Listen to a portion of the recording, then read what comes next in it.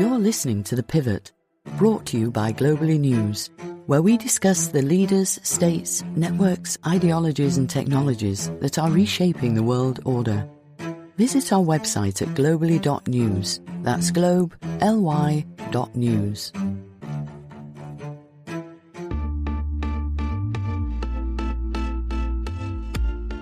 Hi, everyone. Welcome to another episode of The Pivot. My name is Arif Rafiq, and I'm your host. The Venezuelan migrant crisis is one of the largest displacement crises in the world, with nearly 8 million people displaced since 2014. That's roughly 20% of the country's entire population. While regional states led by Colombia have long borne the burden of receiving migrants from Venezuela, Venezuelans are increasingly seeking refuge in the United States, where the broader migrant crisis has transformed from being an issue affecting southern border states to one that's now impacting liberal urban centers like New York City. But what's largely left out of the political discourse here in the U.S. is why people are choosing to leave Venezuela en masse and the role of U.S. policy in contributing to this great exodus. In this episode, we're going to take a deep look at the broader political and economic crisis that Venezuela has been experiencing for more than 2 decades and is driving the ongoing migrant crisis. We'll unpack the roots of populist authoritarianism in Venezuela and the impact of the U.S. sanctions regime. And we'll address the question of whether Venezuela can truly achieve a grand political reset at home and one with the United States, and whether this will be enough to improve the lives of ordinary Venezuelans and ease the migrant outflows into the Western Hemisphere. Our guide today is Venezuelan economist Dr. Francisco Rodríguez. He's the Rice Family Professor of the Practice of International and Public Affairs at the University of Denver's Joseph Corbell School of International Studies. Previously, Dr. Rodríguez served as head of the Economic and Financial Advisory of the Venezuelan National Assembly. Dr. Rodríguez, thank you for joining us. Hello, Arif. Thank you for having me. So first, I want to begin by helping our listeners contextualize the current era of Venezuelan politics. Since 1999, Venezuela has been ruled by populist, socialist, authoritarian leaders. Hugo Chavez assumed the presidency in 1999. He ruled until his death in 2013, and then he was succeeded by Nicolas Maduro, who remains in power. So how did this era of populist, socialist authoritarianism emerge in Venezuela, and how does it fit into the country's broader history? Well, I think it's important to start out by remembering that Venezuela did very poorly. Its economy did very poorly in the last part of the 20th century. Basically, from 1977 to 1998, it experienced negative economic growth. It was one of the worst performing economies in the region. In fact, I wrote a book together with a colleague, Ricardo Hausman, that's called Venezuela Before Chavez, Anatomy of an Economic Collapse. And it talks about that period. We've also called it the lost quarter century. Venezuela was a country that had a lot of troubles carrying out the economic reforms that many countries implemented during the 80s and 90s. It was unable to do a sensible macroeconomic stabilization. There was significant gridlock between its political parties, and oil revenues declined significantly. The country's population grew, its oil production remained relatively constant, and oil prices were quite low in the 80s, particularly from the mid-80s to the late 90s. All of that contributed to a period of economic malaise and to discontent with the parties that had traditionally ruled Venezuela during its democratic period, which had begun in 1958. So Venezuela had had continuous elections, competitive democratic elections since 1958. For the most part, two parties had alternated in power. The discontent with those parties was what opened up the space for an outsider to emerge. And that was Hugo Chavez. Hugo Chavez attempted a coup against a Venezuelan government, the government of Carlos Andrés Pérez in 1992. He was imprisoned. Then he came out of jail, and he was immensely popular because he was seen as somebody who embodied the discontent with a system that many Venezuelans saw as corrupt. So that's what led to Chavez's election in 1998. He took power early 1999. And from the moment that he took power, he moved to centralize power in the presidency and to make the presidency a lot stronger. I personally, although there are differences in this, I would definitely refer to Hugo Chavez as a populist. I would not necessarily refer to him as an authoritarian. Now, some people would, but the reality is that Hugo Chavez won elections during the time that he was in office, repeatedly in many instances by relatively wide margins. There were some cases in which he lost elections, particularly the 2007 constitutional referendum, and the government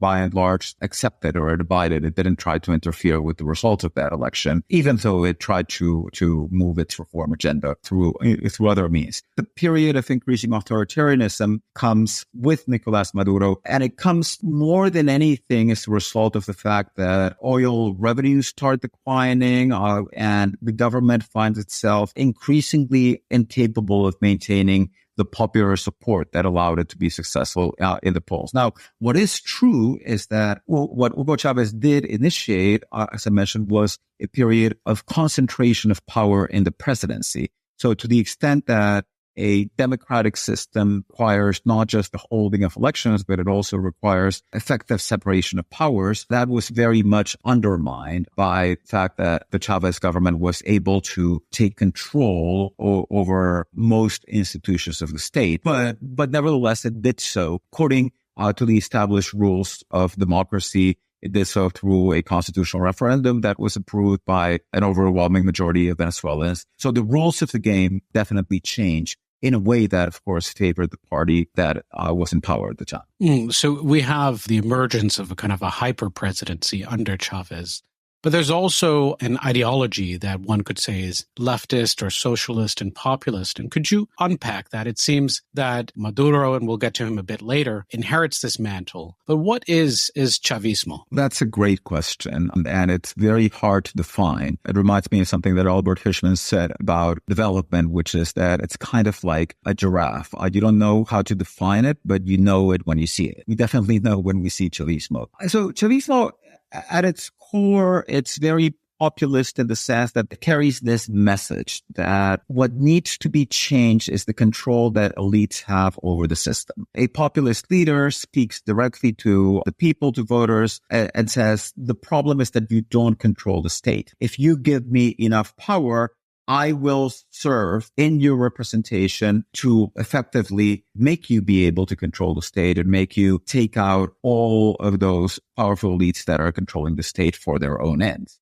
Now, in the case of Chavez, this mixed with leftist ideas. So definitely he was very inspired by Cuban Revolution, and he began increasingly over time, actually not at the beginning, not when he was elected into the presidency, but over time, he started adopting socialist and communist symbols. And there was a moment in which he said very clearly that he had decided that he believed in socialism and that he wanted to take the country forward through socialism. But it wasn't part of his original platform. It was something that developed much more while he was in office. And this is actually quite interesting because part of what you do see with Chavez from the moment that he gets into office is that the established elites, particularly what was left of the leadership of the parties that had been displaced from office when Chavez came in, but also business sector, the labor unions and it's very important to understand that in Venezuela, most labor unions that were important at the moment at which Chavez came into office were essentially public sector labor unions. So they were very much part of the machinery of these political parties, Democratic Action and COPE, that had dominated Venezuelan politics. The media actually was also extremely important. There was essentially a media oligopoly of economic groups that were very much opposed to Chavez, and they coalesced around an attempt to oust Chavez from power in 2001 through a coup, and then in 2002 through an oil strike, because these groups also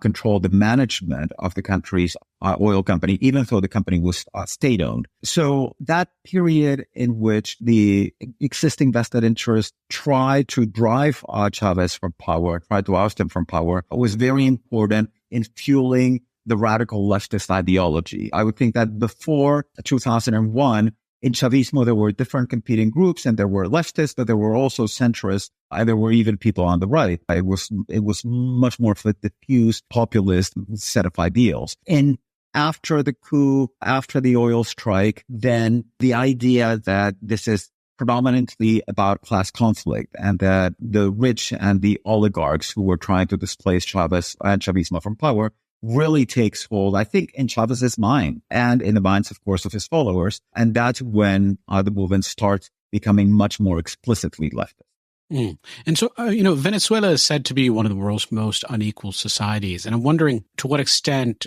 that played a role in terms of creating the foundation for the emergence of Hugo Chavez as a political actor and this sort of broader ideology or style of Chavismo.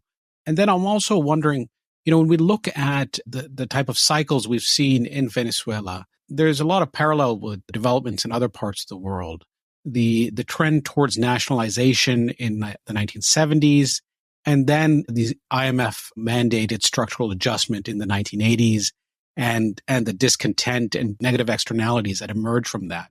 So I'm wondering, in terms of the emergence of Chavismo, to what extent is it a reaction to one externally mandated economic quote unquote reforms, and also longstanding inequalities in Venezuelan society? Yes, I mean, I think that both are true. Well, inequality data in Latin America, particularly when we go back to the 90s, is kind of spotty. So it's difficult to make a decisive assertion as to whether Venezuela is highly unequal or not in the Latin American context. But it probably was one of the most unequal countries in Latin America. And in any case, Latin America is a very unequal region. And at the time, it was and still is the most unequal region in the world. So definitely inequality fueled the discontent with the existing system. And there are two events I think that here are important in terms of highlighting what led to the rise of Chavismo. One of them was the structural adjustment package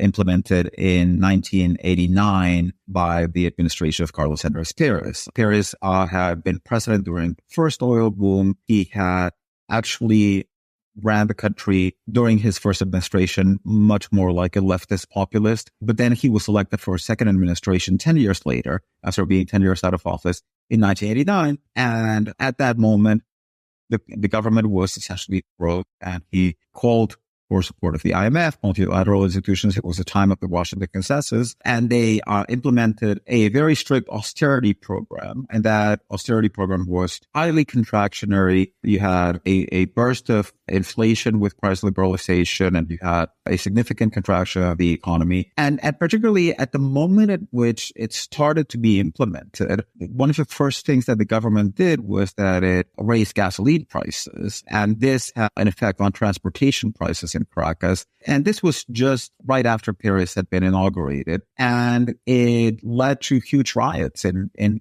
Caracas, in which people were protesting the increase in gasoline. They were also protesting not just the gas hikes, but they were protesting the fact that the government was not even attempting to enforce the new public transportation prices, but had actually let transportation companies essentially set the price according to market rules, or according to not very well understood rules at the time. So there was a lot of disarray. This led to protest riots, and the government reacted very violently.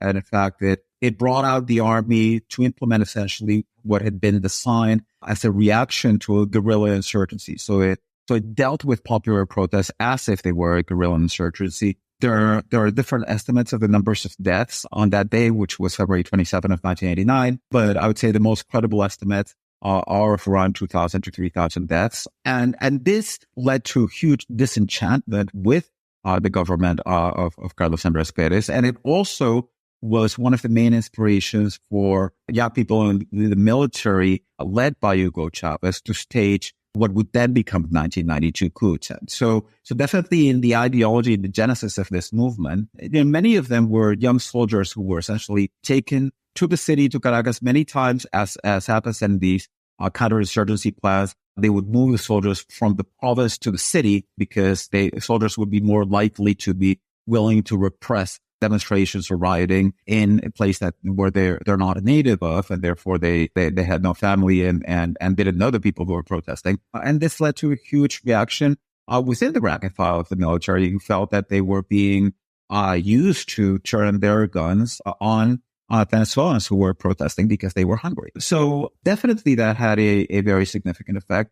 And I would also point to another event, which was the 1994 banking crisis, in which the Venezuelan government spent billions of dollars trying to rescue Venezuelan banks. And many of the banks that failed, depositors lost their money. Many of these bankers actually ended up as fugitives from justice. They ended up leaving the country. The rescue package to save or to try to save these banks, which ultimately went under, generated huge levels of inflation in Venezuela. So there was again the sense among many Venezuelans that the system was biased against them. It was biased against poor people, and it was being exploited by the rich. And that's what set the stage for somebody like Chavez to emerge with a very much redistributive message. And so he comes to power in 1999 after the 1998 elections, and he rules until his death in 2013. It's a tumultuous period, and as you said, there's also an attempt to remove him from power in 2002, briefly succeeded. Now, Chavez pushed forward many policies that were ostensibly pro-poor, including a national literacy program, a universal healthcare program, and subsidized foods programs.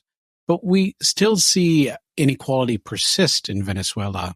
And maybe that's a problematic issue because of questionable data or the absence of data that comes out of Venezuela. But I'm wondering, in your view, how has the average Venezuelan fared under Chavismo? No, I mean, the average Venezuelan fared very well during Chavez's time in power. Now, whether that's due to Chavez's policies or not is quite questionable, because when Chavez was elected, Venezuelan oil was selling at a price of $8 a barrel. And when Chavez died, it was selling at $103 a barrel. The Venezuelan state had a lot more money during the period of Chavez's time in office.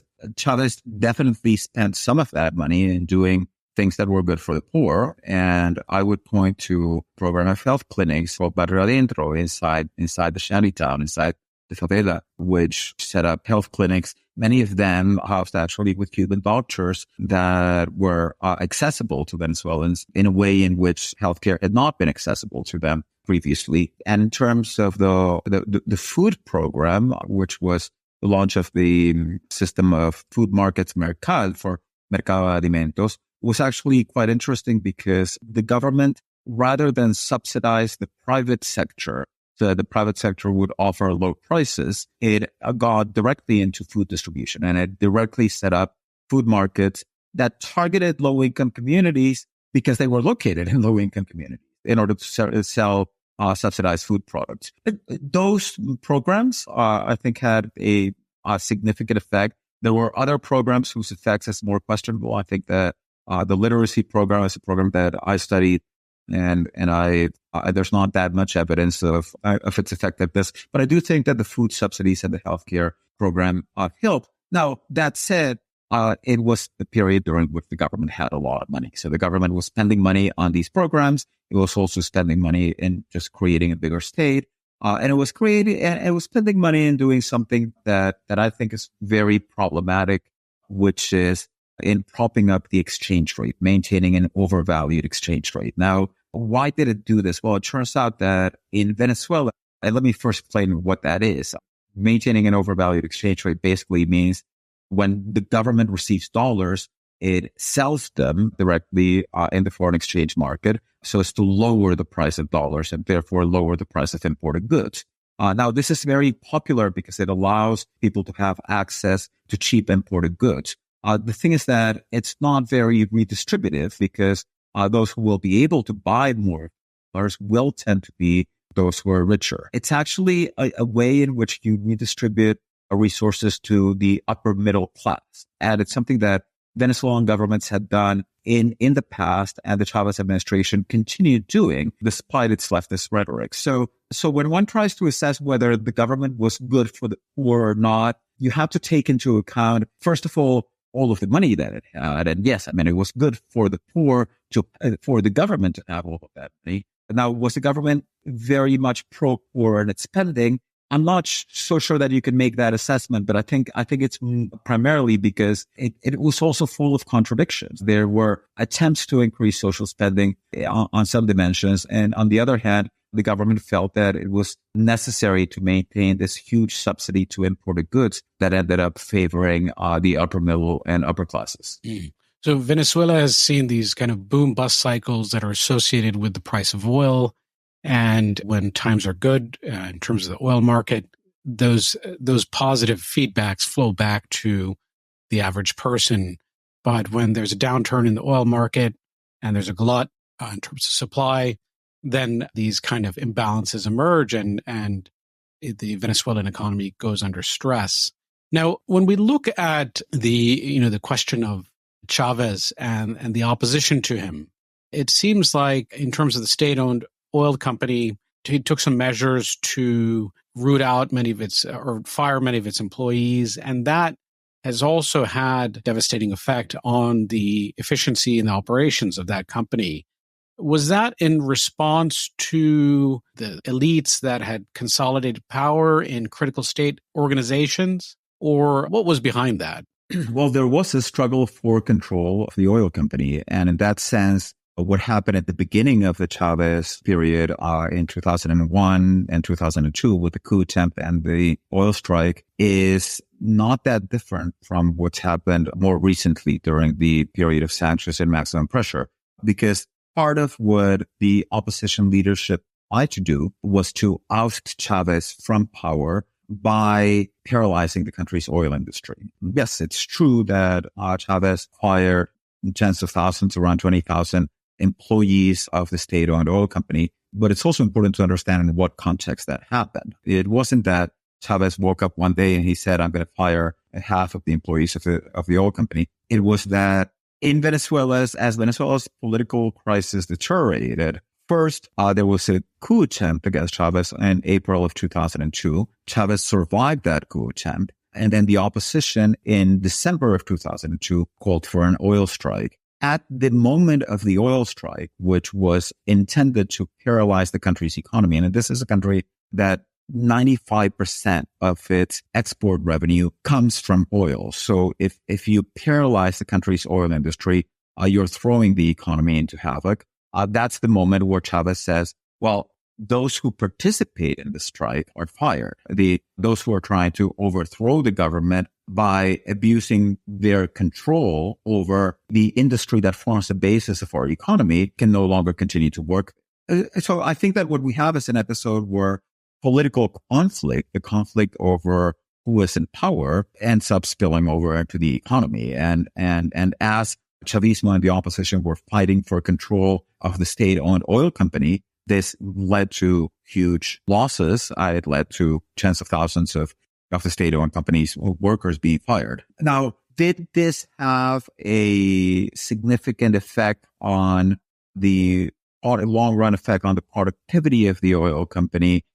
Is less clear. We know that today, in the 2023 and in the 2020s, Venezuela's state-owned oil company is in shambles. But we're talking about something that happened 20 years ago. And what you actually see in the data is that when the oil strike occurs and when those who participate in the oil strike are fired from the company, then there is a decline in which oil production essentially goes to zero during a period of several weeks. Then oil company workers who were loyal to the government start taking control of the operations, and oil production recovers basically to the pre-strike levels, a little bit below the pre-strike levels. So yes, I mean, Venezuelan oil production ended up being lower than before the strike, but not that much. It's about 10% lower. And it's not even clear whether that decline was caused by the firing of the employees or by all of the other effects that it has on the company being shut down for a period of 2 months because of the strike. Nevertheless, what we do see after that is that Venezuelan oil production pretty much stabilizes at around 2.5 million barrels per day. I do think that there were a lot of problems in the government management of the oil industry. And I think that, but I think that they had a lot more to do, not so much with the employees that were fired and those who continued in the firm. I mean, I think that in the end, there was sufficient expertise to run the firm, also among government loyalists, and they demonstrated that by recovering oil production relatively rapidly. I think that would happen with something else, which is that as the government started trying to increase social spending, but also maintain this overvalued exchange rate. And let me again spend a minute discussing what that means. If you're in a country where the government owns the main producer of foreign exchange, which is the state-owned oil company, and you try to maintain the price of foreign exchange low, because that's the way in which you make cheap imports available for everybody and for the middle class and the upper middle class, then what you're doing is that you're hurting the state's revenues, because those dollars that you're selling cheap are the dollars that are coming into the state-owned oil company, PDVSA. So PDVSA was under a lot of pressure during the Chavez period. And despite the fact that oil prices were very low, firm wasn't really profitable. It was profitable, but maintaining that overvalued exchange rate was a way in which it transferred its surplus to the buyers of imports in the economy. So before that transfer of surplus, it was profitable. After the transfer of surplus, it wasn't. And therefore, it didn't really have the capacity to invest in increasing oil output. That I think was the main problem, was lack of investment to increase oil output.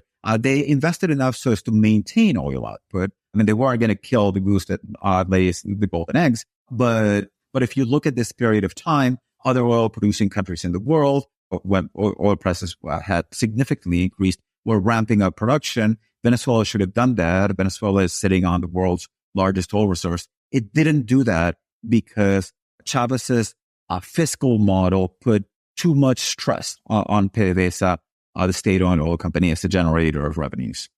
So propping up the currency was a regressive measure that helped the middle class or the upper middle class, those with more income, and also denied, took away resources or revenue from the government to invest in improving the efficiency of the state-owned oil company, right? That's right, yes. And so Chavez continues in power until his death in 2013.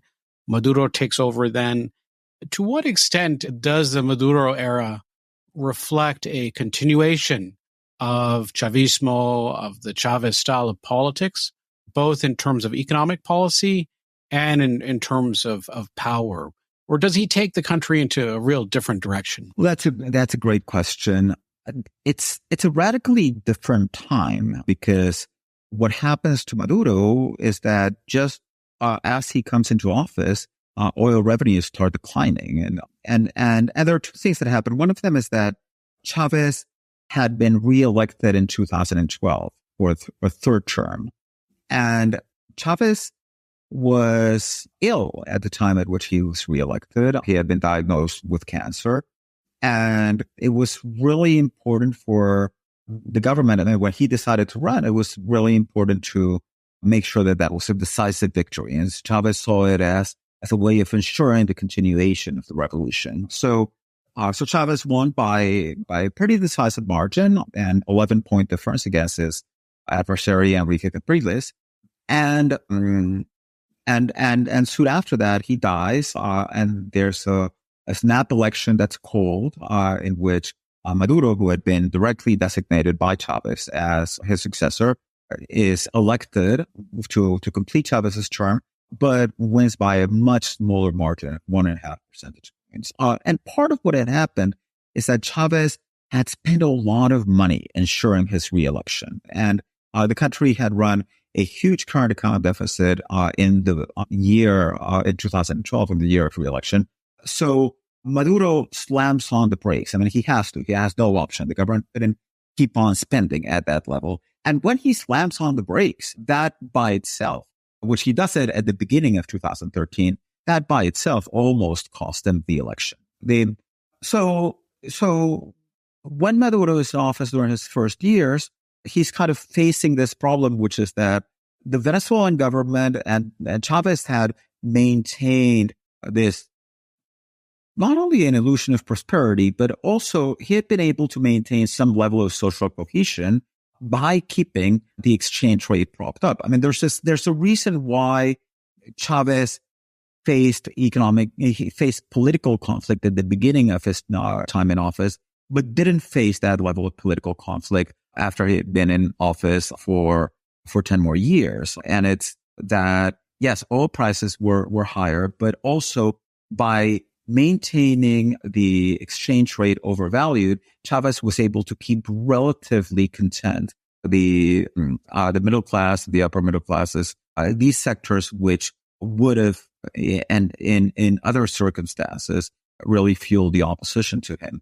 Maduro's no longer able to do that because he just doesn't have the oil revenues to do it. So what he does is that he starts rationing foreign exchange. So instead of devaluing the currency, which is what economic theory recommends you should do at that moment, he actually starts rationing access to foreign exchange. He starts rationing access to goods. So he imposes very strict price controls, which had not been seen during the Chavez administration. There had been price controls, but they had been relatively moderate because the government could keep prices down by selling dollars. Maduro was not able to do that. And that in itself creates havoc in the economy. So you have an economy, and we have to remember the collapse in oil prices was really huge. I mean, at the beginning of Maduro's time in office, he was just slamming the brakes because he couldn't keep on spending as much as Chavez did. But then oil prices went from $100 a barrel at the beginning of 2014 to less than $30 a barrel at the beginning of 2016. So this is the government income dropping by 70%. And that's when the Venezuelan economy starts going into double-digit contraction, and that's when the country starts going into hyperinflation. So Maduro's policies were very statist at that moment, at the beginning, in particularly in terms of the enforcement of price controls. But these price controls weren't really very effective because the government didn't really have the capacity to implement them and to enforce them, given particularly the extent of the distortion between the prices that he wanted to enforce. He essentially refused to devalue the currency, even though you were having double and triple digit inflation. And this created huge distortions in the economy. But then we have another period in which the U.S. starts imposing sanctions in 2017. First, financial sanctions, which are aimed to cut the country off from access to the international financial system, and particularly to international lending, and then oil sanctions in 2019 to cut off the government's access to revenues from its oil sales.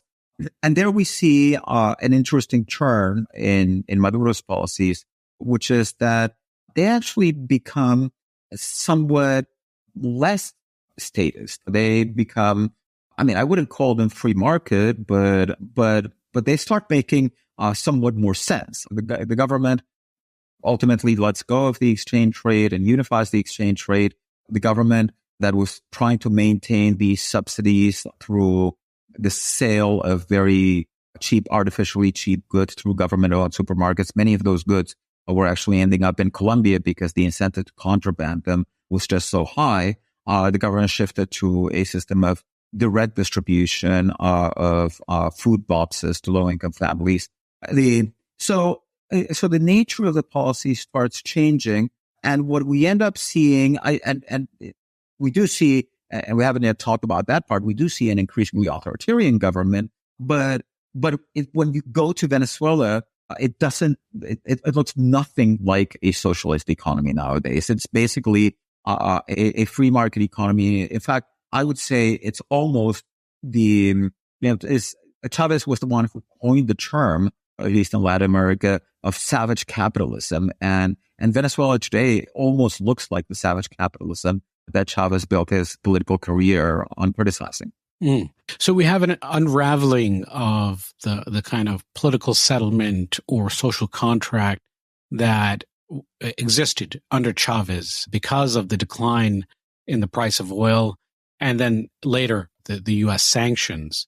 And so Maduro appears to rely more on authoritarian measures to maintain his hold on power. And then he presides over an election in 2018 that is widely regarded as unfree and manipulated. So I want you to unpack the kind of the changes that are happening politically as well under Maduro, and how that has and the measures he's taken to kind of consolidate power and maintain his grip on power despite being increasingly unpopular. Right. So I think that the really important turning point here is the 2015 parliamentary elections. And these were the first elections for government officials that the government lost. I mean, the government had lost a constitutional referendum in 2007, but it had never lost an election either at the regional, in terms of national level results. Whenever there were gubernatorial elections, the government had won the majority, as well as in presidential elections, as well as in a recall referendum, because in 2004, finally, the opposition managed to hold a recall referendum against Chavez, and Chavez won that referendum pretty handily by almost 20 points. So but in 2015 is the first time that the opposition gains control of Congress through what was actually a massive victory. The opposition, it wins. It wins with a comfortable margin of around 10 points, but because of the way in which Venezuelan districts are drawn up and because most legislators are elected in first past the post districts, then the opposition was able to gain a 2/3 control of the National Assembly, which is the Venezuelan unicameral legislature in 2015. Now, it's important to understand something. Chavez, as I mentioned earlier, had in 1999 approved a new constitution that had made the Venezuelan presidency all powerful. But there's another institution that was also made all powerful in the 1999 constitution, which was the National Assembly, or to be more precise, a supermajority, a 2/3 supermajority of the National Assembly. So the 2/3 supermajority of the National Assembly, which was the opposition was able to win in 2015, actually had the authority to initiate a trial against the president and had the authority to appoint Supreme Court justices and to appoint a prosecutor general. So it ultimately had the authority to even get rid of the president. So you basically ended up setting up this clash of powers between an all-powerful presidency and all-powerful legislature, at least constitutionally.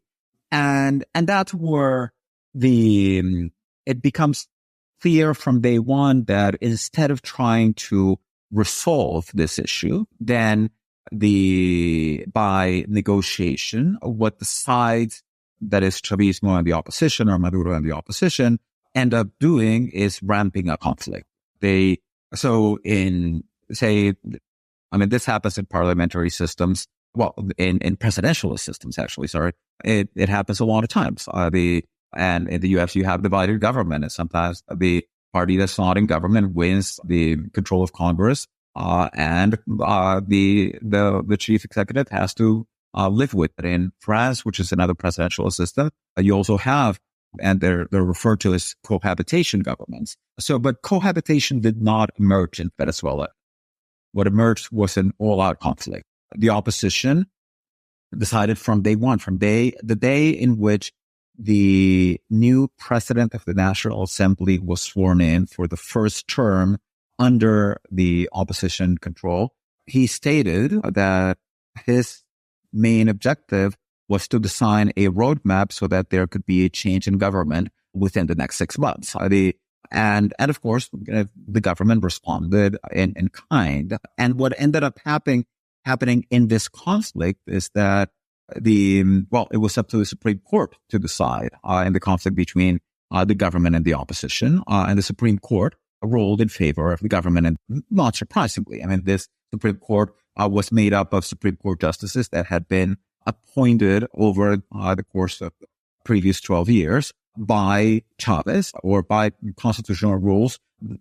but during a period in which Chavismo controlled the presidency and controlled the National Assembly. So it's not surprising that the Supreme Court was overwhelmingly Chavista, and the Supreme Court sided with Maduro. So what ended up happening there is that there was a moment in which the Supreme Court, in response to allegations of fraud in the election of 3 legislators, the Supreme Court, or the Electoral Court, actually, which is the chamber of the Supreme Court, suspended the election of those legislators from the state of Amazonas. And that suspension actually made the opposition fall just below the 2/3 majority. So they would have still had a majority, but they wouldn't have had that all-powerful 2/3 supermajority. And that's where the opposition said, no, we're not going to take it. We're not going to accept that the Supreme Court suspend the election of these legislators. These legislators are going to continue to be part of Congress. So the Supreme Court reacts by saying, well, if you insist that those legislators that we have removed via court order will continue to session and vote in Congress, we have no way of impeding you from doing it, but we are going to hold Congress in contempt of court decisions until this matter is resolved. So at the end, what ends up happening is that as a result of this lack of ability to form a cohabitation agreement, then what ended up happening is that the Supreme Court essentially overruled the powers of Congress, and Congress ended up being completely and effectively powerless during this period. So then that leads us to the issue of elections, and particularly the electoral boycott of 2018. And I think it's really important to as you said, that boycott, that election is typically characterized as being rigged, and it's actually not always clear why that characterization is assumed, or exactly what is the explanation, or in what does the rigging of that election actually consist. I mean, if you hear the many descriptions of the 2018 election, you would imagine Maduro basically cooked up the results in the presidential palace. Now, there's pretty strong evidence that was not the case, but really what happened with the 2018 elections was not that the results were altered. The opposition did not win that election. The opposition boycotted that election.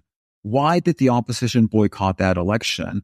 It basically boycotted the election because the candidates, there were 2 candidates who many people in the opposition wanted to be the opposition candidates, particularly Enrique Capriles and, more importantly, Leopoldo Lopez, who were banned from running for office at that moment. And they were banned because of a decision. In one case, it was, let's say, decisions of other branches of Venezuelan government, either the judiciary or the accountability branch, that basically ruled that they were ineligible. Now, I want to just make an important point here, which is that the banning of political candidates, I think it's a very bad practice. I don't like it.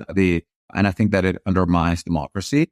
But in Brazil, Luis Ignacio Lula da Silva was banned from running for the presidency because of a corruption case, which is pretty much recognized nowadays, both by Brazilian institutions, by the Brazilian Supreme Court, as well as by the United Nations, as being essentially a case that was completely politicized and trumped up.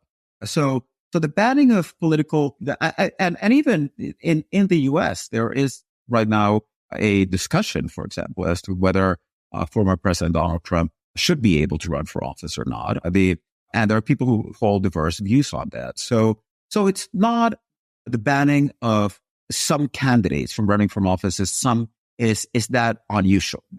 There are, in many political systems, there are laws and there are rules that establish if somebody has been condemned for a crime, for a certain type of crime, they are not able to hold elected office. And in fact, that is what happened with Leopoldo Lopez. Now, whether the trial that led to his indictment, in which he was accused of leading protests that ended in the actual burning of the building of the prosecutor general's office back in 2014, I think that we would probably all agree that burning down the public prosecutor's office is not the way in which you conduct a peaceful democratic debate. Now, there's a much deeper question, of course, of whether that trial was just and whether he was. But to my point, these are exactly the same type of questions that were raised about the trial of Lula. And while I do think that these bans ultimately undermine democracy, it's, I've never heard of Brazilian elections during the time that Lula was banned from running for election as being rigged because he was not able to run. So there's really a lot of things that have to be taken with a grain of salt there. But there's also something really important when you tell the history of what happened in Venezuela in 2018, which is that you have to go back to October 2017, because October 2017 is the moment at which gubernatorial elections are held in Venezuela. Now, remember that in 2015, the opposition had won massively the National Assembly, and the economy was in shambles. So what would you expect to have happened when they held gubernatorial elections? You would have expected the opposition to sweep. What happened in those elections? The contrary. The government won, and the government won by a pretty sizable margin. The government won an overwhelming majority of governorships. So what happened between 2015 and 2017? Well, it's not altogether clear, but what seems to have happened is that most opposition followers essentially lost faith in their leadership. So what you see is not so much that Chavismo got more votes than what it had gotten in 2015, is that the opposition got less votes. So a lot of opposition voters stayed home. And this is something that strikes huge fear into the opposition leadership. When the opposition leadership says, well, what if we lose the 2018 presidential elections? What if we were supposed to win. We thought that we were going to win but we just lost a major national election where Chavismo has taken most governorships. So that's when the opposition decides that it's going to go for the boycott of the 2018 elections. And the 2018 elections were not contested. They were not contested by the traditional opposition. That's basically what so it's a much more complex story. And by the way, I think that there's a lot of undemocratic conducts of the Maduro government. But the story is a lot more complex because the problem is that there's a lot of undemocratic conducts of the Venezuelan opposition too. Yeah, so it becomes somewhat of a zero-sum game between the government and the opposition. And then there's also an institutional breakdown in terms of, governmental institutions that are supposed to restrain the power of the elected government. Now, the U.S. government, and in particular the Trump administration, responds with very severe economic sanctions on the Maduro government, banning the import of Venezuelan oil and barring the oil industry from accessing financing in the U.S. And in your view, as a political economist, what has been the net effect of these sanctions? Have they been effective, or have they punished Venezuelans more than the regime itself? Okay, so there are two different questions here. One of them is whether they have been effective in terms of their aim, which is generating regime change or generating a return to democracy in Venezuela. And I think that the answer there is it doesn't appear to be the case. Certainly they have not achieved their objectives. Now, of course, establishing causality in social sciences is extremely difficult. So you can make the argument that, and some people make the argument that yes, Maduro is still in power, but the opposition is stronger than it would be without the sanctions. That is, that the sanctions give the opposition leverage, and that the only reason that Maduro is negotiating is because of the sanctions. So that argument has been made. But let's say that what we do know is true is that the sanctions were imposed And we did not get regime change in Venezuela. So, and this is not what those who were opposing the sanctions believed was going to be the case. So John Bolton, who was national security advisor to President Donald Trump at the time of the imposition of oil sanctions, quotes himself is in the discussion of the adoption of sanctions as saying, well, why don't we go for a win here? So the idea was that if you impose this maximum pressure, it would lead to Maduro's ouster from power. It did not, clearly. And not only that, Maduro is, I think, right now in a much stronger position in terms of his control and power than he was back in 2017 when these sanctions started being imposed. So in my view, sanctions have not contributed positively towards bringing Venezuela to democracy. And there are several reasons why this has not been the case. And one of them is that the sanctions are a very blunt instrument. And it's interesting to try to think through what you're trying to do when you impose sanctions. So what is it that the Trump administration was trying to do? Some people have characterized sanctions as making life difficult for authoritarian leaders. Well, yes, life becomes more difficult running a sanctioned economy than if you were running a non-sanctioned economy. That there's a logic to that argument, but the decision, if what you're trying to do is to pressure the authoritarian leader into leaving, into resigning, into opening up to democracy, then that decision is going to be based on the comparison that the leader makes between his situation if they concede to the sanctions and situation if they resist the sanctions. And of course, when you have the level of political polarization that you have in Venezuela, and when you have something that becomes a very prominent in U.S. and opposition discourse, which is the very firm and strong characterization of the Maduro regime as a criminal regime. Now we can discuss whether that's true or not, but here I'm trying to go one step back and analyze what are the effects of that characterization on the effectiveness of sanctions. Well, it turns out that if, as happened during the Trump administration, you indict Maduro, the U.S. Justice Department indicted Maduro, charging him with conspiring to flood the U.S. market with drugs, and it issued a $15 million bounty on his head. The signal that this is sending to Maduro is not, if you give up power, then you can live the rest of your life in retirement. It's if you give up power, then you're going to spend the rest of your life in a U.S. jail. So the incentives are wrong. I mean, if you're thinking of this as a strategic tool to try to force Maduro from power, yes, it might be making life more difficult for him in power, but you're certainly signaling that you're making that his life is going to be impossible outside.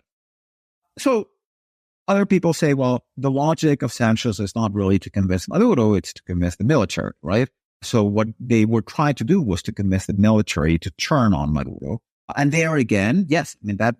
So there you can try to use sanctions selectively by targeting some military leaders and not others, and sending the signal to those others if they do not side with Maduro, if they turn against Maduro, then the sanctions won't be imposed on them. But really, this is like trying to micromanage the Venezuelan military from an office in the U.S. Treasury Department in Washington, D.C. It's just absurd, and it didn't work. So in effect, what happened is that the military rallied around Maduro, and Maduro had his role and power consolidated. So in that sense, I think it's clear that the sanctions did not help produce regime change. Even if you measure and going for a moment to the recent agreements that were signed in Barbados between the government and the opposition, there's something actually quite interesting, and we can talk more about that later. But what's interesting is that the opposition actually accepted a deal in the agreements that were signed just a couple of months ago, it accepted a deal which was exactly like the deal that it had turned down in 2018.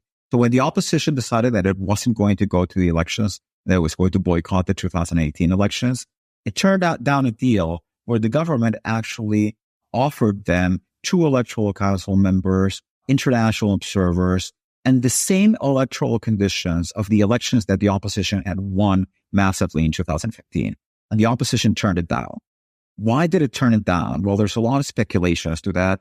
I think that most people who are close to that decision believe that it was because the U.S. government told the opposition to turn it down. The U.S. government told them, look, you don't have to reach a deal with Maduro. We're going to get rid of Maduro through maximum pressure. You don't have, if you sign this deal, then even if you win the elections, you're going to have to live with Maduro. And there's a chance that you could lose the elections. As I said, the opposition had just lost a major election. Why put up with that if we can get rid of Maduro through maximum pressure? But that same deal that the opposition turned down in 2018, now it accepted it in 2023. And that's a very strong sign that the opposition is in a weaker position right now. It has much less bargaining power than before the sanctions started. Then there's the other question, which is not one of effective, but one of effect. That is, how do sanctions affect regular Venezuelans? How do they affect the average Venezuelan on the street? And I think that here the evidence is very clear that sanctions have significantly affected the country's oil industry. When you look at Venezuelan oil production, it's very clear that it starts declining, and it sees several inflection points at the moment at which sanctions are imposed. So I've done a lot of work on this, trying to disentangle and test different theories for the decline of the Venezuelan oil industry. And let me summarize them by the following. In my work, in my empirical estimates, I estimate that approximately half of Venezuela's 72% contraction in per capita income is attributable to sanctions and other foreign policy measures of the United States that sought to circumscribe the economic capacity of the Maduro government. So in other words, when you look at Venezuela's crisis, you can attribute around half of it to what the U.S. tried to do to drive Maduro from power. Most of this operated, although not all of it, through harming the country's oil industry. And in that sense, it has a very similar pattern to what the opposition tried to do in 2002 when it called the oil company strike. It's almost that there's almost a way to tell the story where the opposition tried to drive Chavez from power by shutting down the oil industry. Chavez reasserted control. Chavez took control of the oil industry, and then the opposition moved its strategy so as to, because it no longer controlled the oil industry, so as to try to overthrow Maduro by cutting the Venezuelan oil industry from its capacity to sell oil internationally, and therefore undermining it. And that was very effective at harming the Venezuelan oil industry and therefore at harming the Venezuelan economy. So, using the oil national oil company as a political tool, as a means to influence the change of government, has had pretty disastrous effects for the economy, with inflation rising by some estimates to upwards of 80,000%. I mean, these are astronomical figures. Could you talk a bit more about the economic impact of the sanctions on the average Venezuelan, and to what extent this hyperinflation is the result of the sanctions, and how it's impacted the daily life for Venezuelans? Yes. So, the Venezuelan economy runs on oil. 95% of the country's external revenue comes from oil. So if you stop this economy from producing oil, then the economy essentially has nothing else to sell to the rest. So it's not surprising. So Venezuela's economic contraction is the largest documented economic contraction observed outside of wartime in world history. So it's really major. Right? This is the equivalent of 3 Great Depression. And as I said, in my estimates, around half of that is due to sanctions and other foreign policy measures of the U.S. Now, one way to think about this is countries like Venezuela that, particularly if they're poorly managed, they tend to experience economic crises. And usually what happens is that you'll have these, what Rudiger Dorbush and Sebastian Edwards, two prominent macroeconomists, characterize as populist macroeconomic cycles, where you'll have a period of expansion, as you had in Venezuela during Chavez's time in office, and then the prices of what the country sells to the rest of the world will decline, and then the country will enter into balance of payments and exchange rate and fiscal crisis, and you'll see an economic contraction. You'll see inflation go up. You'll see all the things that you saw happening in Venezuela before sanctions. Now that type of contractions can be quite large, and Venezuela had seen them before. But quite large means 20, 30, 35% of GDP. It's not 70% of GDP. I think that in the absence of sanctions, we would have seen that type of contraction. We would have seen a major economic crisis in Venezuela, like the crisis that many Latin American countries went through in the 1980s, that led the 1980s to be characterized as the region's lost decade. But we would not have seen the massive disappearance of income and wealth that we have seen in this period. The main effect of sanctions is through oil revenues. Just because this is what the economy runs on. Now, there is evidence that there are effects that go beyond oil revenues, and that they have to do with the fact that the economy has become essentially toxic, so that there's been a 93% decline in correspondent bank activity. So in the number of international banks that are willing to do business with Venezuelan banks. And this is interesting because the Venezuelan banks that I'm referring to are not part of the Venezuelan state. They are actually private sector banks. But it's still the case that international banks say, I don't want to deal with you because you're in a sanctioned country. You're in a country run by a sanctioned government. Well, this has significant effects on the private sector economy. There is plenty of evidence and hundreds of anecdotes coming from the humanitarian sector that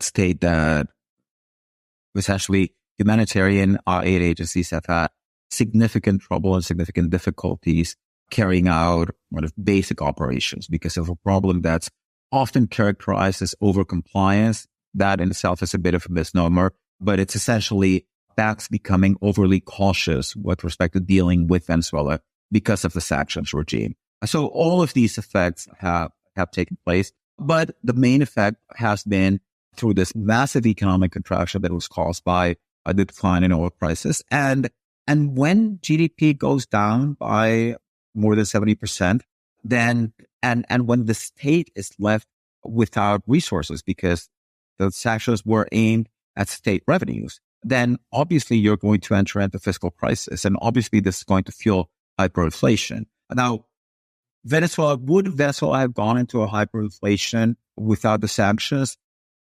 It's not clear. I mean, it's not always easy to answer that type of counterfactual questions. But what we do know is that in 2017 is when we start seeing oil production declining, and it declines after sanctions are imposed, and then it declines more strongly in 2019.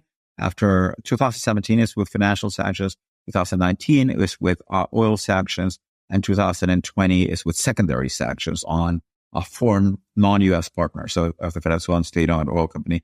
And all of those have clearly identifiable effects on the oil production series. So what that means is that if Venezuela, and just a bit to fix ideas, if oil production had stayed at the pre-sanctions level, then in 2018, Venezuela would have had $15 billion more in foreign exchange revenue than what it actually had.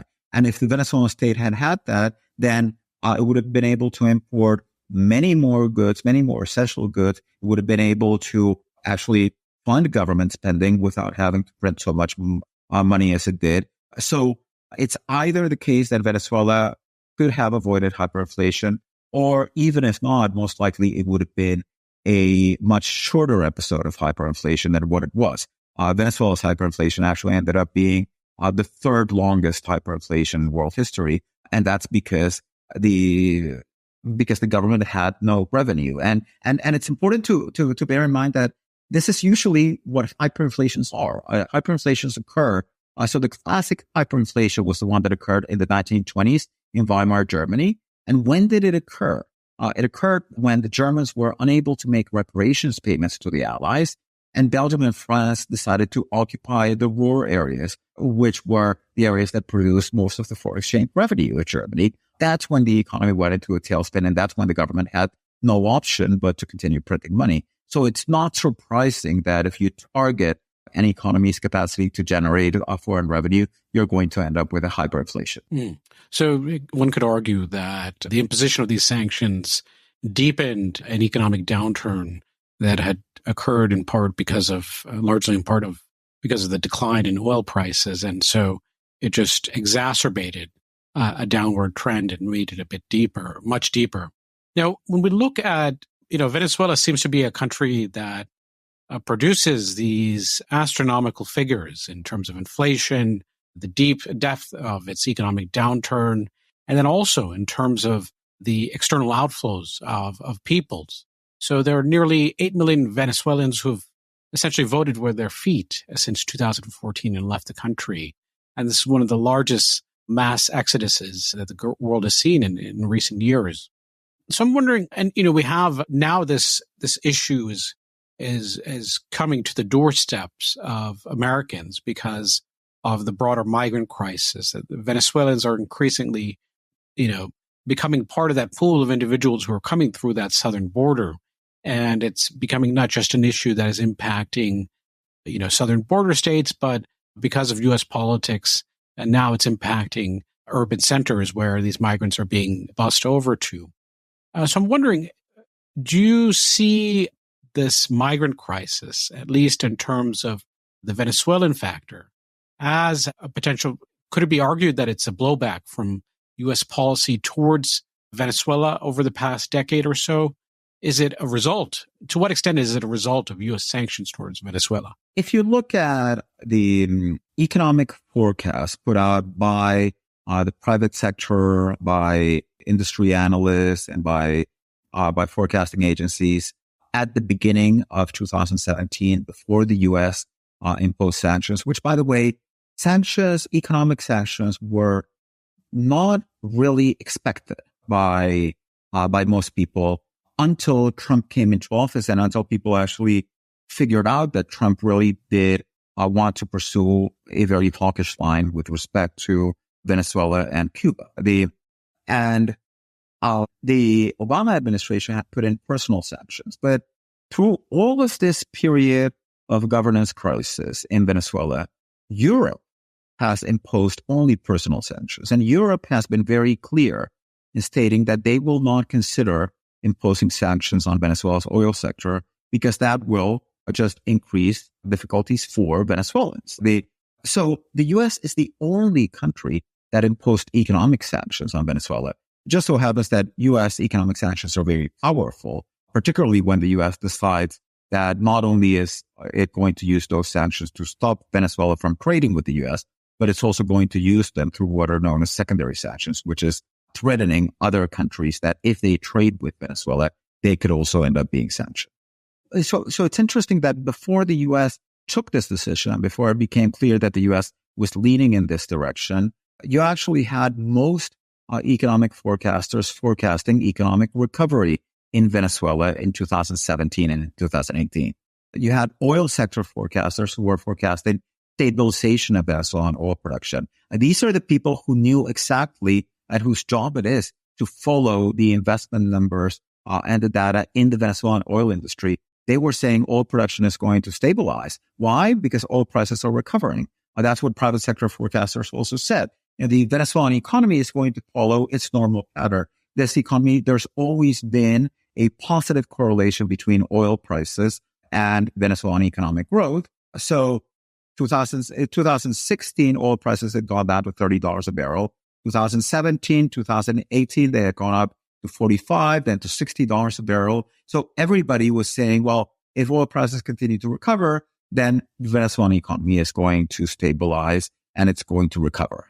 That was the consensus forecast in 2017. What changed that was sanctions. So rather than saying, oh, there was a negative trend and that trend was made worse by sanctions, I think that what we would have seen is that we would have seen a V-shaped recession, which would have bottomed out at the moment of low oil prices, which was 2016. And then the Venezuelan economy would have recovered in 2017 and 2018. It would have been a massive economic crisis. I mean, what happened between 2012 and 2016 was massive. But the trend would not have been the same.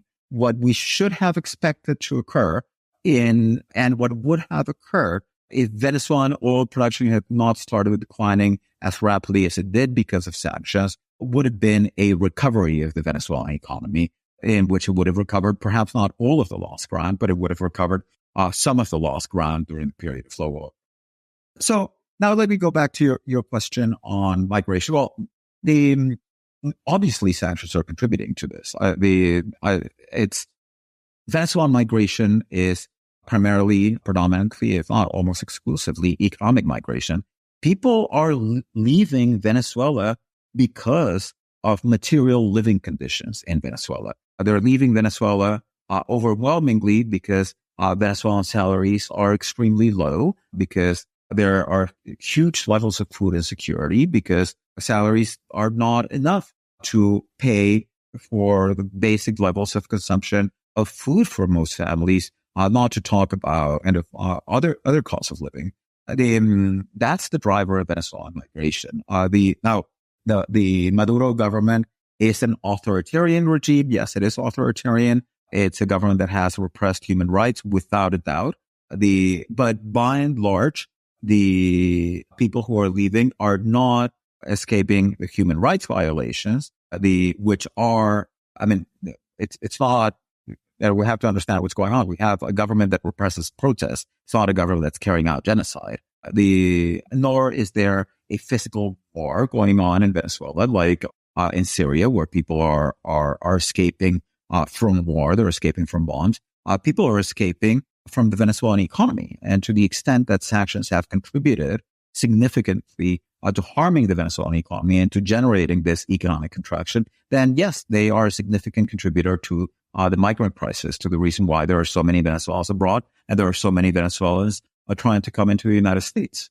Now, we have some encouraging developments in recent months in Venezuela. There's talks between President Maduro and the country's largest opposition coalition, the Unitary Platform, or the Plataforma Unitaria. And these are taking place ahead of elections that are supposed to take place sometime next year. And could you unpack for our listeners, who are the major players in terms of these talks and what's on the agenda? You know, many Americans have heard of people like Maduro, of course, and then also Juan Guaido. But who are the players in terms of the opposition forces, and what's on the agenda in terms of this potential political compromise? Okay.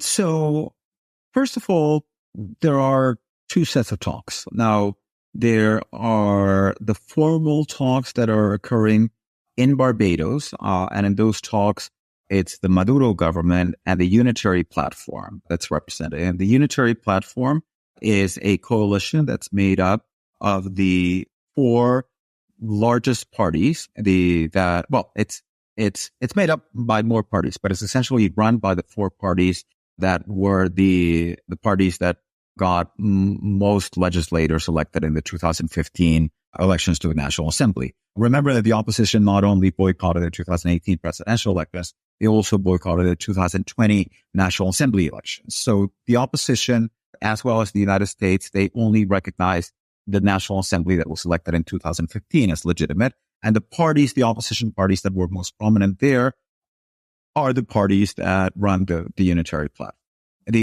And there's another set of talks which are not public, but which have been occurring between the Maduro government and the U.S. government. And these actually began in early 2022 when three U.S. Administration officials went to Caracas and met with representatives of Maduro for the first time. Now, in something that's worth mentioning is that in 2019, when the U.S. did not recognize Maduro's re-election, the opposition decided that it was going to adopt an interpretation of the Constitution according to which the office of the presidency had become vacant, and therefore the president of the National Assembly, who was Juan Guaido, would be the person who would assume technically the interim presidency. So since 2019, the U.S. government had recognized Juan Guaido as president of Venezuela, even though he had no power in the country. And that had very significant implications, among them that it gave control of the bank accounts of the state-owned oil company and of the external assets. So there's, for example, the U.S. refining company Citgo is actually property of Venezuela, of the Venezuelan government, and that's run by appointees of Juan Guaido.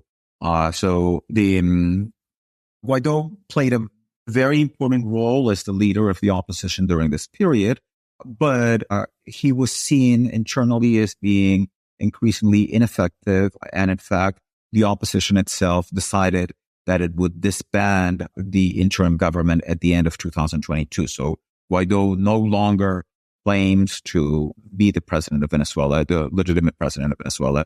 The presidency of Venezuela is, in a certain sense, for the opposition and for the United States, pretty much vacant right now, even though there's a de facto ruler. And then you have other political actors that are, now Guaido was, of course, from the 2015 National Assembly, and he was a leader of one of those four parties that were the most important ones in the National Assembly.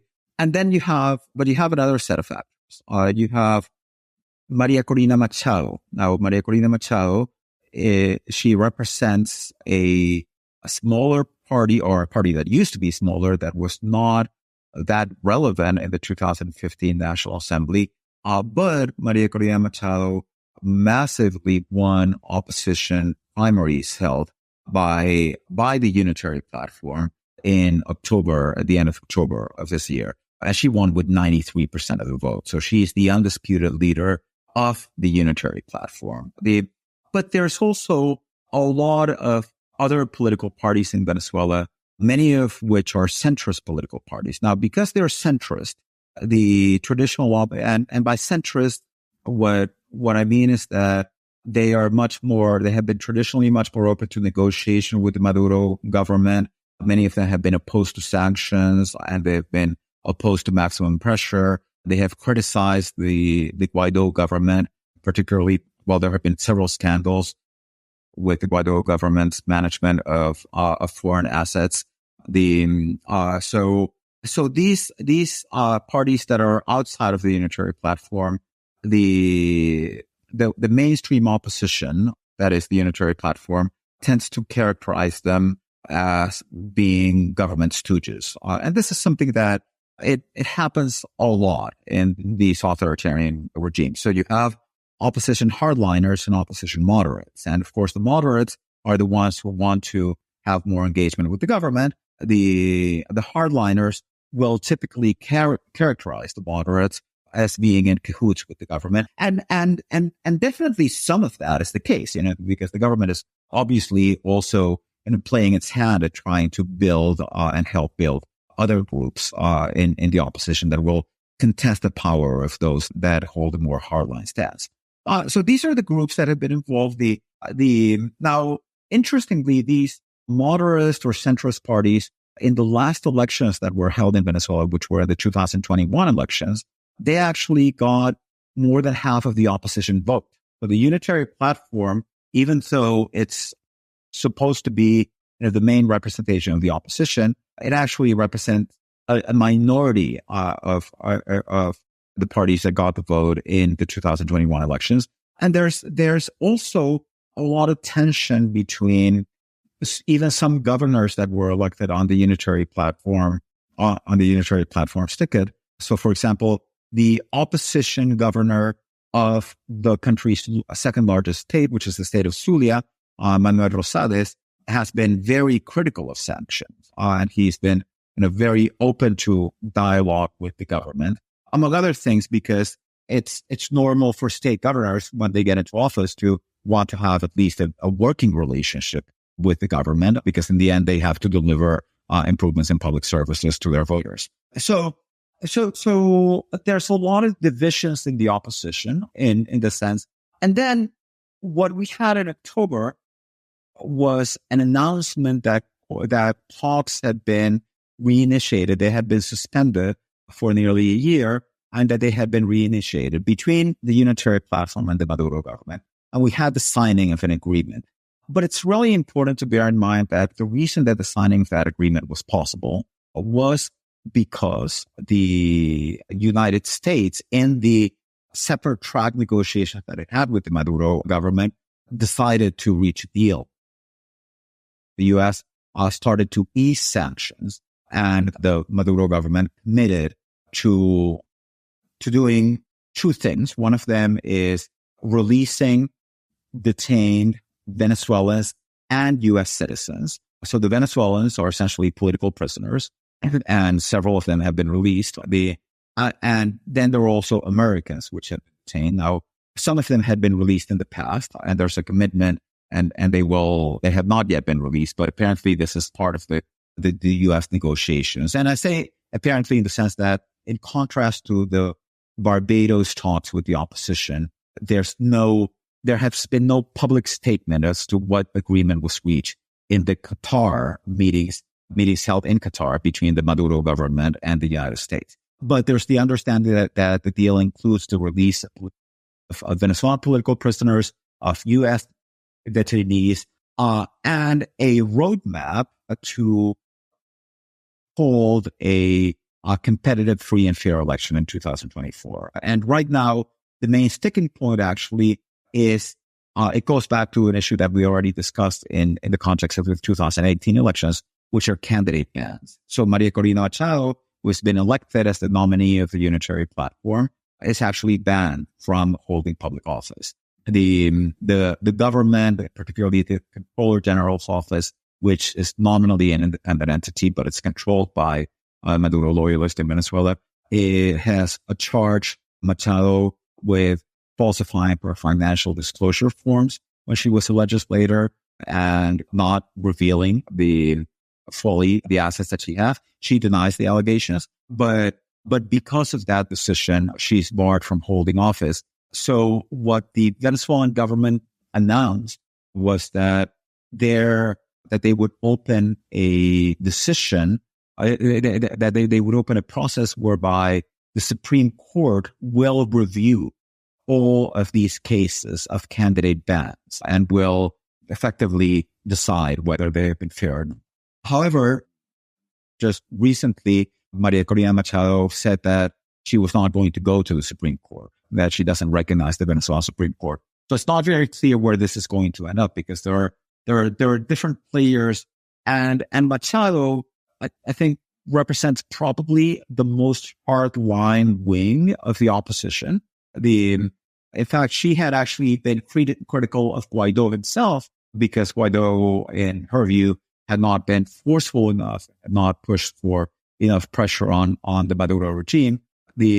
So one sector of the opposition right now is being led by very hardline group. So it's not that clear that there is effectively going to be a compromise, although there is formally a deal both in Barbados and a separate deal between the U.S. and the Maduro government. So, it's really interesting just to step back and look at how the impact of the United States on Venezuela in terms of, how sanctions have distorted the economy, and how the opposition often leans towards the U.S. and when there is that kind of collusion, it incentivizes a kind of maximalist approach by the opposition.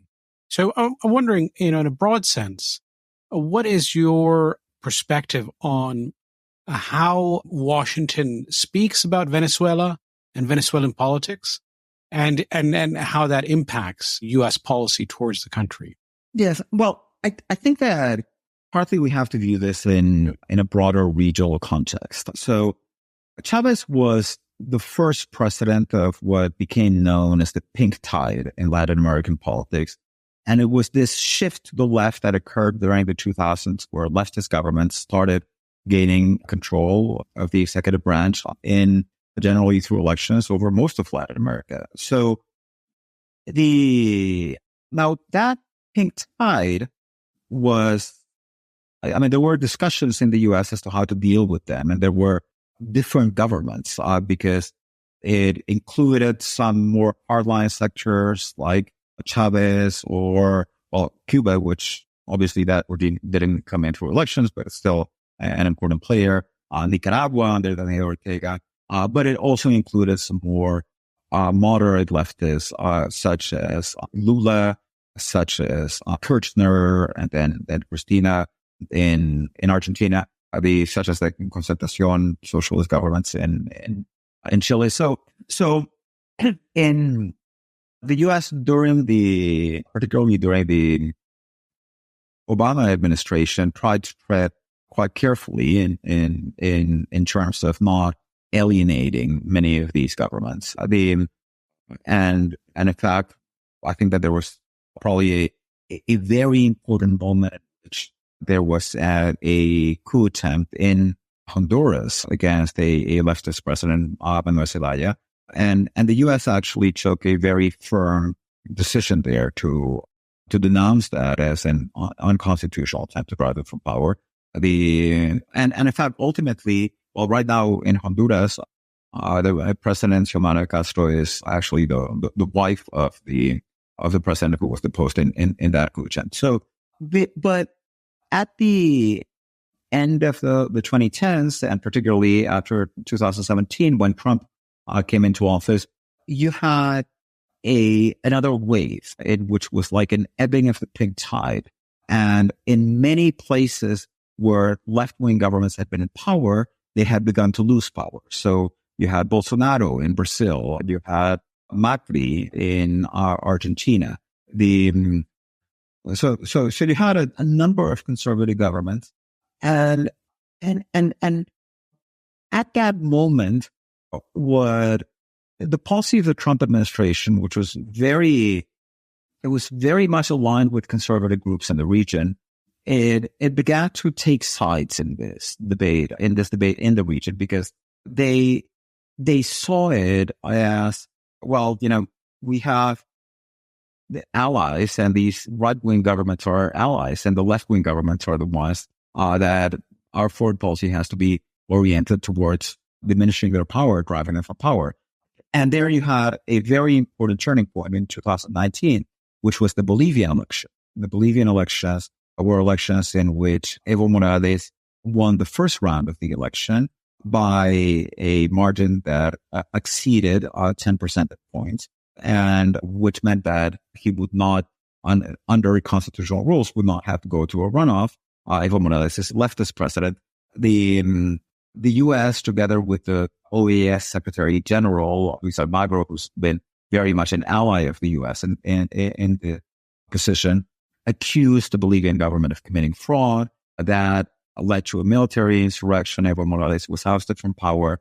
And in fact,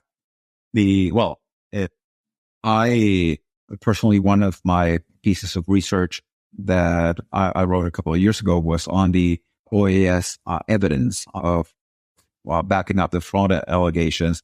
And we found significant methodological and even numerical errors in the OAS calculations, which undermine their claims of fraud.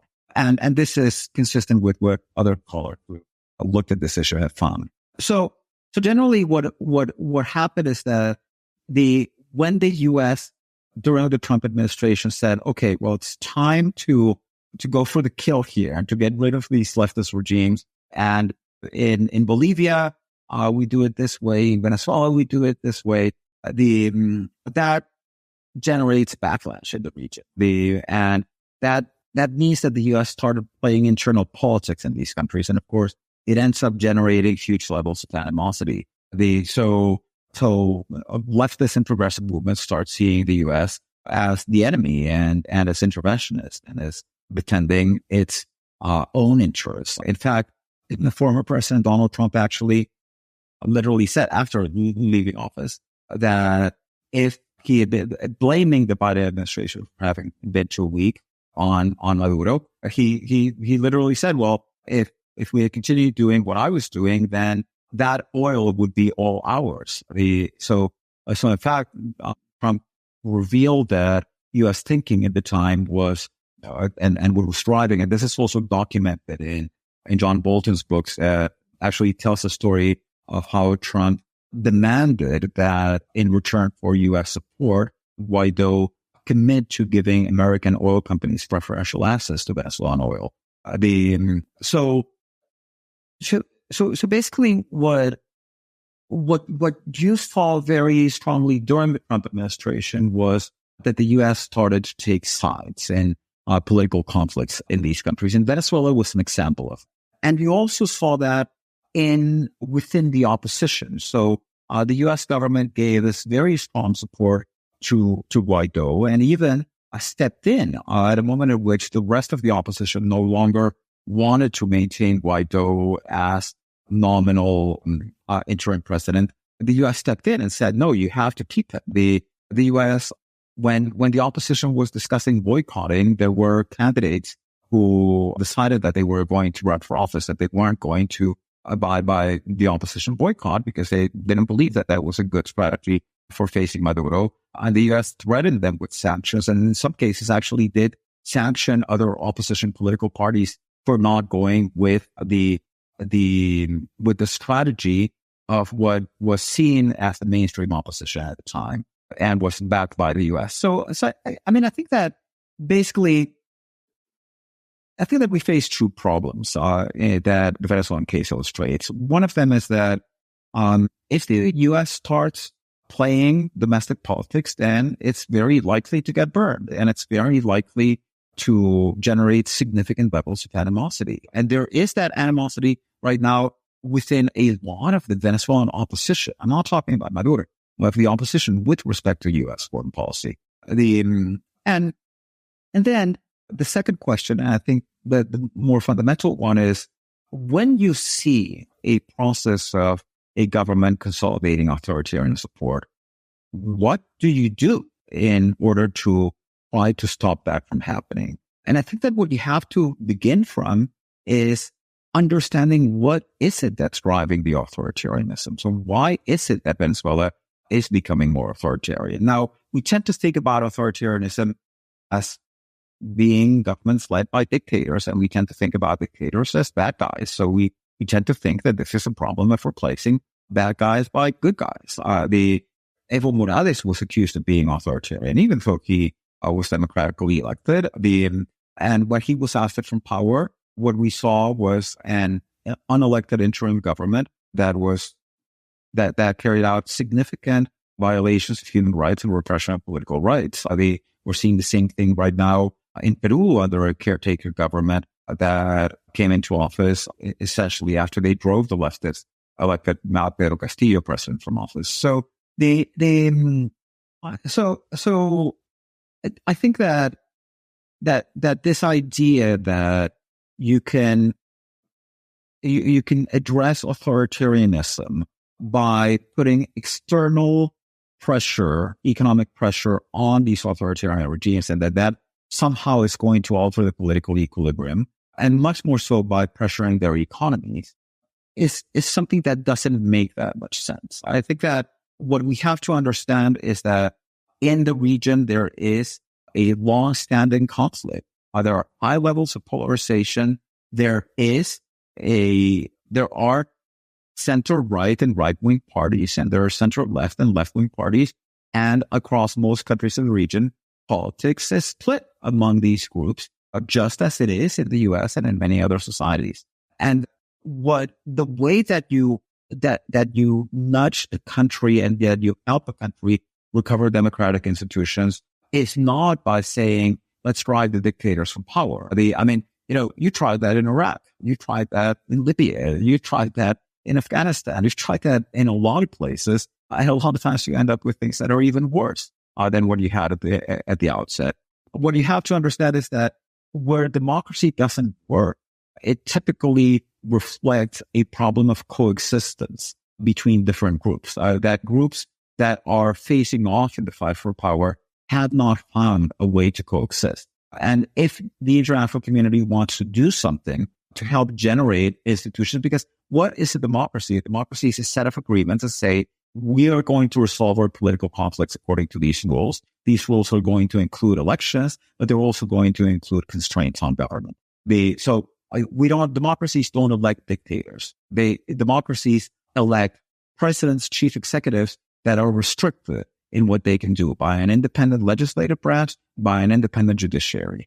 So you have to, and that reflects, and democracy is born out of conflicts that emerge. Actually, democracy emerges in Europe, in countries like France and like the United Kingdom, essentially out of a fight between civil society and monarchical regimes, in which civil society starts imposing limits on the monarchical regimes.